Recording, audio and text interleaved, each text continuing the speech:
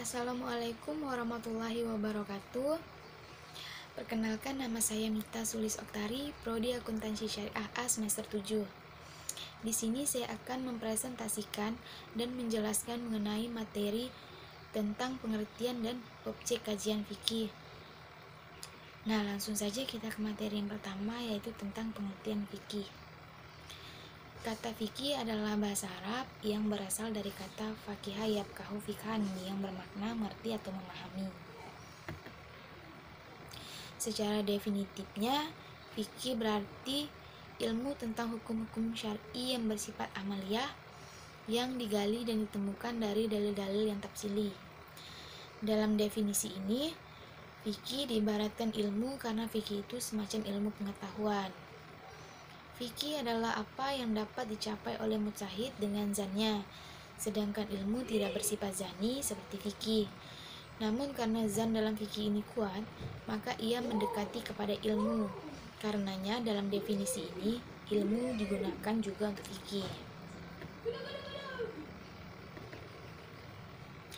Fikih merupakan ilmu yang diperoleh melalui ra'yu dan ijtihad dengan menggunakan observasi dan penyelidikan manusia. Oleh karena itu, fikih tidak sama dengan syariat sebab fikih merupakan hasil pemikiran manusia. Sedangkan syariat adalah wahyu Allah Subhanahu wa taala dan sunnah Nabi Muhammad SAW. Fikih merupakan perwujudan hukum yang zani dan pancaran dari syariat.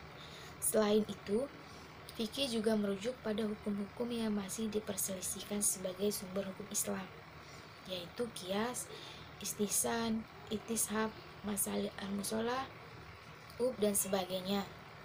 Dengan demikian dapat disimpulkan bahwa pada hakikatnya fikih dapat dipahami dari 4 sudut pandang. Pertama, fikih merupakan ilmu tentang syara. Kedua, fikih mengkaji hal-hal yang bersifat amaliyah, furu'iyah atau praktis dan bersifat cabang. Ketiga, pengetahuan tentang hukum syara yang didasarkan pada dalil tafsili, yakni Al-Quran dan Sunnah. Keempat, fikih digali dan ditemukan melalui penalaran dan istidlal atau penarikan kesimpulan mujtahid. Materi selanjutnya, objek kajian fikih.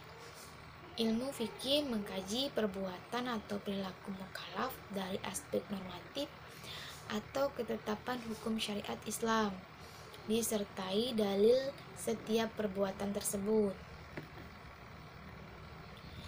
Fikih sebagai produk pemikiran fuqaha dan kumpulan hukum yang bersifat praktis telah ditulis dan didokumentasikan dalam berbagai kitab fikih yang tersusun secara tematis dan mencangkup berbagai bidang kehidupan, mulai dari taharah sampai jihad dan lain sebagainya. Dari aktivitas mujtahid dan ijtihadnya itu akan membuahkan hukum fikih yang langsung dikaitkan dengan perbuatan mukallaf. Jadi yang menjadi bahasan fikih adalah satu persatu dalil dalam Al-Quran dan Sunnah dalam kaitannya dengan perbuatan mukallaf dengan menggunakan kaidah-kaidah usul fikih.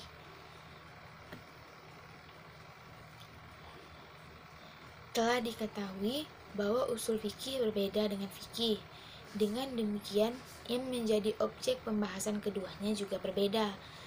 Objek pembahasan fikih adalah perbuatan mukallaf, Islam, balik dan berakal, ditinjau dari hukum syara, wajib, haram, dan mubah. Wahbah al-Zuhaili membagi objek kajian fikih menjadi dua. Yang pertama, fikih ibadah, yaitu perbuatan mukallaf yang berhubungan dengan Allah, contohnya sholat, puasa, dan lain sebagainya. Yang kedua, muamalah, yaitu perbuatan mukallaf yang berhubungan dengan sesama manusia, contohnya jual beli, sewa menyewa, pegadaian, pembunuhan, tuduhan menuduh orang berzina, pencurian, wakaf, dan lain sebagainya.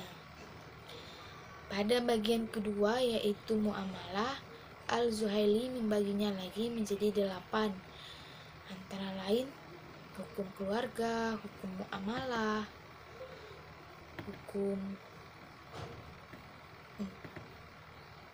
pidana, hukum peradilan, hukum ketatanegaraan, hukum internasional,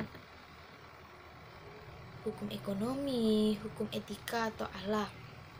Nah, yang menjadi objek kajian fikih adalah segala perbuatan, perkataan, dan tindakan mukallaf atau orang muslim yang mampu dibebani hukum, sudah balik, tidak gila, dan dari segi hukum, termasuk hukum-hukum yang mensifati perbuatan para mukallaf itu sendiri, seperti wajib, sunnah, makruh, mubah, sah, batal, ada, kada, dan lain sebagainya.